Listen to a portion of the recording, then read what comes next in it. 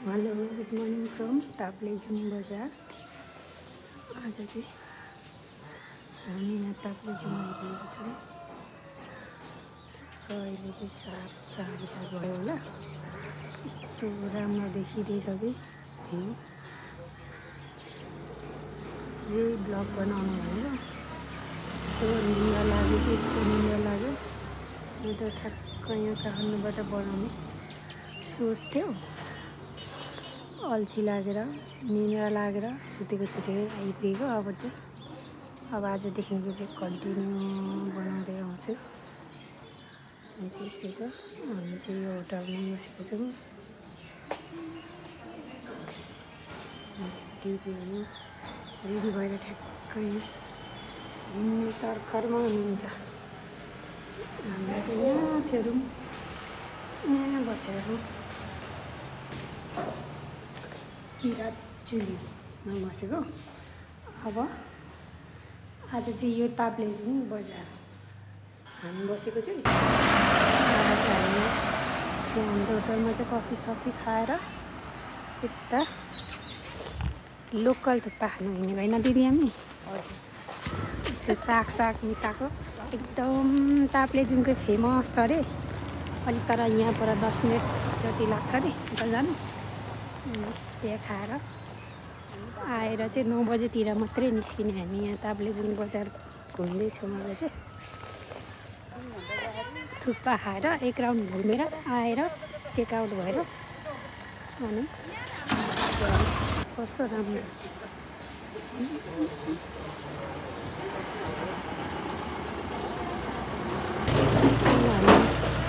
यो होटलमा चाहिँ मिठो पाउँछ अरे। त्यो हेर्नु यहाँ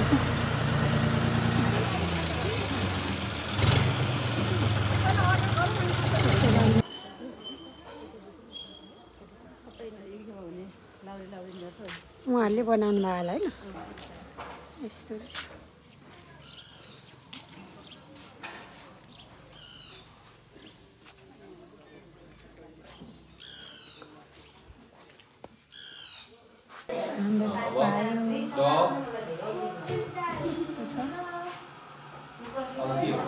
अलिकति चाख्नु पर्यो कस्तो रहेछ।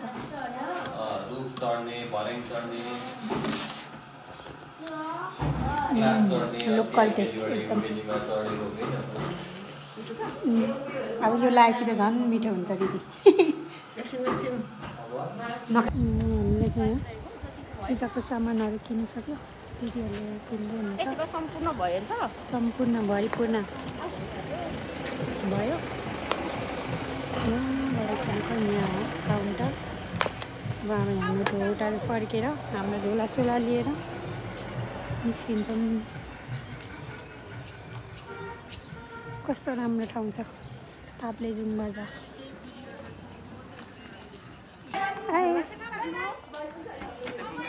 ए म त अघि देखेको, उहाँ अर्कै दाजु पो देखिरहेको थियो। यो हाम्रो गाडी।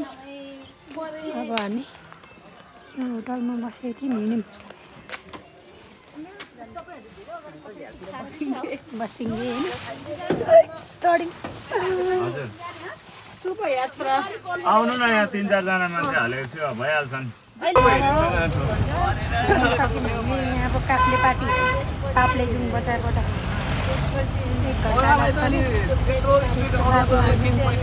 काफ्ले पार्टीबाट सबै खाएर फेरिसम्म हिँड्ने।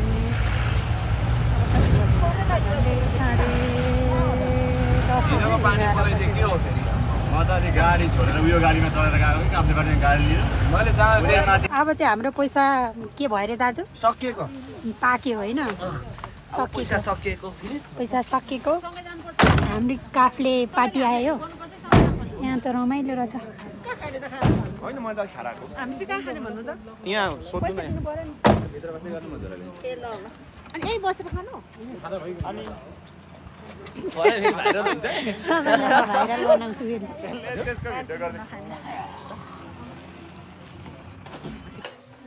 काफ्ले पार्टीको फेरि 1 राउन्ड थुक्पा नचाखे त काफ्ले पार्टी होला होइन।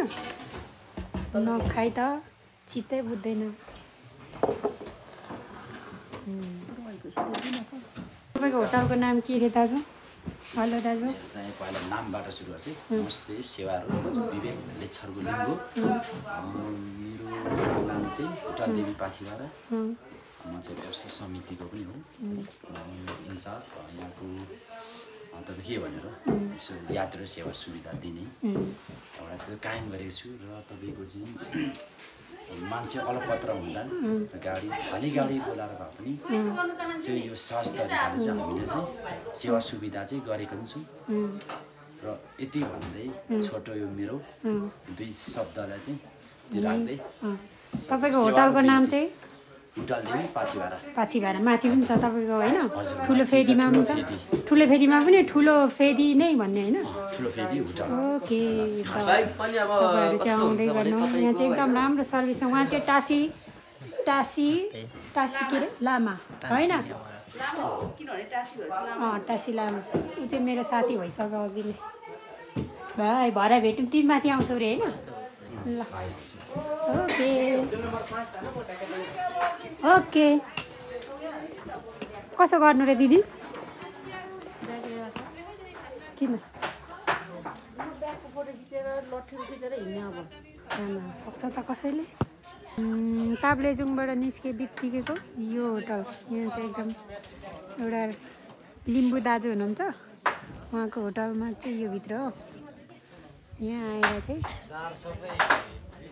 खाएर खाजा खाएर उकालो ठुलो फेदीतिर जाँदा थुक्पा सुक्पा खानासाना सबै पाउँदो रहेछ एकदमै सस्तो मिठो सफा खाएर निस्किनु होला अब चाहिँ हामी उकालो निस्केको ठुलो फेदीतिर 2 किलोमिटर छ अरे त्यस्तै अब हिँडाइ अनुसार 1 घन्टा 1.5 घन्टा लाग्न सक्छ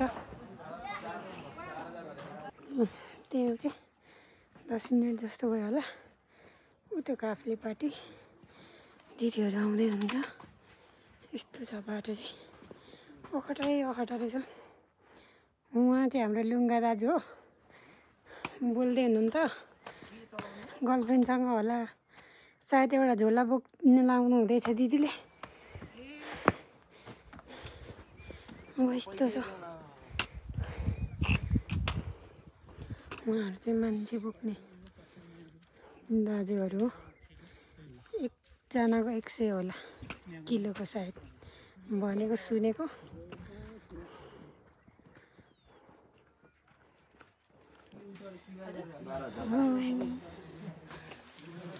आइपुग्नु अब दिदी थाक्नु पो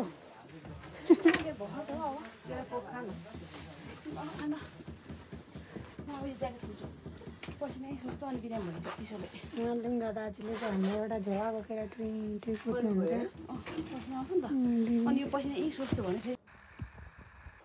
हामी चाहिँ यहाँ 20 मिनट भयो अब हिँडेको मुकुमलुङ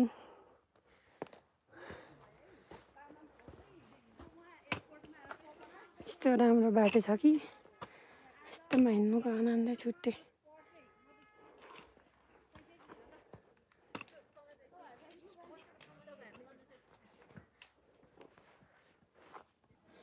यो चाहिँ गुराँसको फुलेर झरेको फुलै फुल चाहिँ यस्तो ठुलो जङ्गलमा कत्रो ठुलो रुख रहेछ त्यसैको फुल झरेर रातै भएछ राम्रो गुराँस फुलिरहेछ त्यस्तै तर क्यामेराले राम्रो आएको छैन के भएर दाजु 8 जना बिहे गरेको भनेको तपाईले गफ हान्नुहुन्छ अनि अहिले 8 जना बिहे गर्दा चाहिँ किन सिङ्गल तपाईँ यत्तिकै रे यो चाहिँ लाइट पिङ्क यता चाहिँ नम्बर हुँदो रहेछ त्यो 5 नम्बर खास चाहिँ त्यो हामीले रेकमेन्ड गर्नुमा थियो तल आफूले फेदीबाट तर बिचमा एउटा यो 6 नम्बर उहाँ एउटा कस्टमर भनौँ हिँड्ने दिदीले चाहिँ 5 नम्बरमा चाहिँ नबस्नु ल भन्दै हुनुहुन्थ्यो अनि 9 नम्बरमा बस्नु भन्दै हुनुहुन्थ्यो 9 नम्बर चाहिँ सायद माथि होला यो 6 नम्बर त छ यहाँ चाहिँ होटलहरू नम्बर हुँदो रहेछ। यहाँ ठ्याक्क नाम टिपेर जाने, तल को कतिजना के दर्शन गर्नुभयो त्यस्तो पनि आउट गरेर जानु पर्दछ। मलाई त साह्रो मन पर्यो यस्तो पानी पर्दा नि बस्ने ठाउँ सबै हुन्छ क्या। मैले भनेको दिदीहरू मान्नुहुन्न, सबै छ यही हो। ए यो चाहिँ हाम्रो कति नम्बर? भोलिको बाटो कुन हाम्रो? 15 रहेछ, होटल नम्बर 15। ल सुरुमै ल अन्तिमै हेर।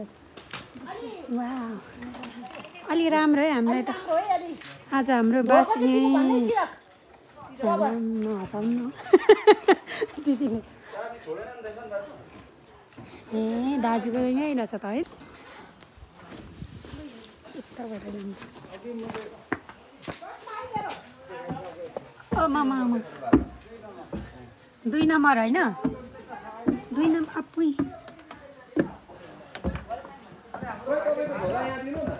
कता हौ? ए आमा कोठा त अनि कोठा छ त नि। राम उता छेउ ए यताबाट ओके ओके। 2 नम्बर कता हो?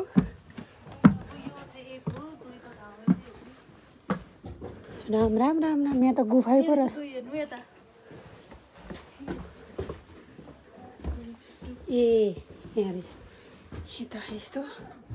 यता हो दिदी। माथि चढ्नु न, होइन यताको झ्यालबाट चाहिँ माथि। त्यता होइन, तपाईँहरू त उता जानुभयो नि, उता जानुभयो ओरतिर ढोकाबाट चाहिँ यता। अँध्यारो छ त यता। दिदी आउनुभयो? यहाँ रहेछ सेपरेट ठिक, तर टोइलेट चाहिँ कता हो? यस्तो पो रहेछ। राम हुन्छ चल्यो बात चल्छ। फुटबल खेल्दै हुन्छ दाजुहरूले, लुङ्गेहरूले।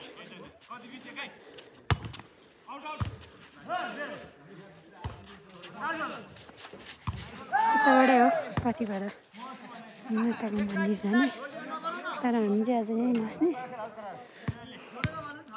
भोलि बिहान चाहिँ यहाँबाट उकालो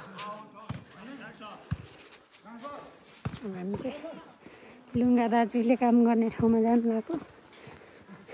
पर तेर्सो जानुपर्छ अरे, त्यहाँ जाने। त्यो तलको त्यहाँबाट आएको काफ्ले पार्टीबाट। हामी त्यता दाजुको काम गर्ने ठाउँ यता छ अरे, त्यहाँ हेर्नु आएको। गुराँस मस्ती पो रहेछ। ए उकालो रहेछ, लटेन क्या। के पुलकार ल्याउने ठाउँ यही उकालो ल्याउनु खोज्नु भएको अरे त। केबुल कार सबै यहाँ फाट्नु भएको रहेछ। 105वटा कि कतिवटा थियो अरे मेसिन मात्रै यो गुराँस फाट्नुलाई। रातारात काटिसक्नु भएको थियो अरे। लडेन यहाँसम्मै छ दिदी। यस्तो राम्रो गुराँस छ, यस्तो राम्रो गुराँस छ के गर्नु र। यस्तो फुल्या छ। यता चाहिँ रहेछ क्या गुराँसहरू। यसरी भिर पाखामा फोटो खिच्न आउनु परेको छ। के हो यो मसिनो असिना जस्तो परिरहेछ, पानी पनि होइन। के हो यो मसिनो असिना जस्तो, हिउँ पनि होइन। के हो यस्तो खतरा छ कि।